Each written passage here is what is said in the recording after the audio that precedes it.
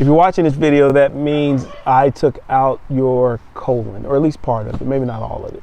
That's Dr. George Crawford, CEO of the Crawford Clinic, a man who knows a thing or two about abdominal surgery, which the Princess of Wales is currently recovering from. And she will not be carrying out any public duties at all during a recovery period, which could take up to 3 months. The palace says Kate Middleton won't be back in the public eye until after Easter, a lengthy recovery time that has some royal watchers speculating that something's gone horribly wrong. There's a lot of controversy, though, because we heard that she was in a coma. What are they going to invent next? That she's dead? I think this is really, really disgusting. A palace source debunked the coma claim to The Times, calling it total nonsense. Not helping matters, the firm not revealing any further details about why Kate had to be hospitalized. If you leave a vacuum and you don't say what's going on, then a whole load of nonsense comes in and fills that vacuum.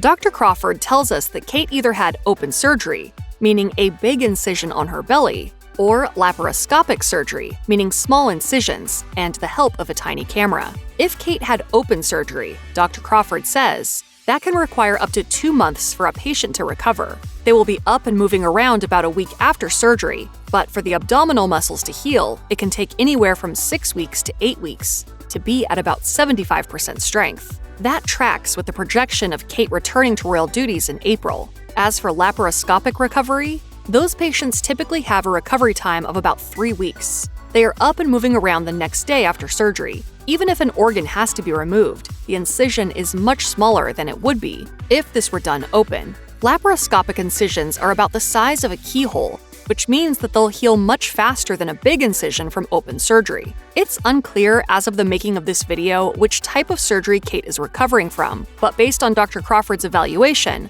open surgery of some kind is a safe bet. Kate was hospitalized on January 16th for a planned abdominal surgery, so secretive that sources later told Page 6 that even her closest aides were unaware of it. On February 5th, the palace announced that King Charles III was diagnosed with cancer of some kind, following treatment for benign prostate enlargement.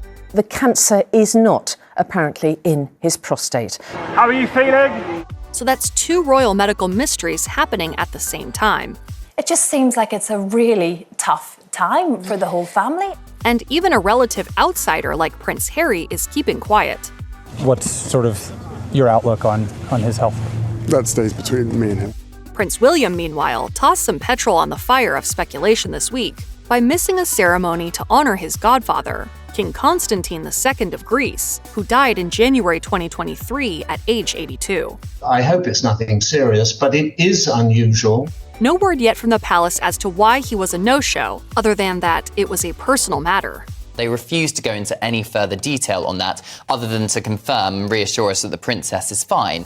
When the palace announced Kate's hospitalization, the official statement acknowledged that her lengthy recovery out of the public eye would make waves. But she had her reasons. The Princess of Wales appreciates the interest this statement will generate. She hopes that the public will understand her desire to maintain as much normality for her children as possible, and her wish that her personal medical information remains private. As for when royal watchers will know more about her medical status, Kensington Palace will only provide updates on Her Royal Highness's progress when there is significant new information to share.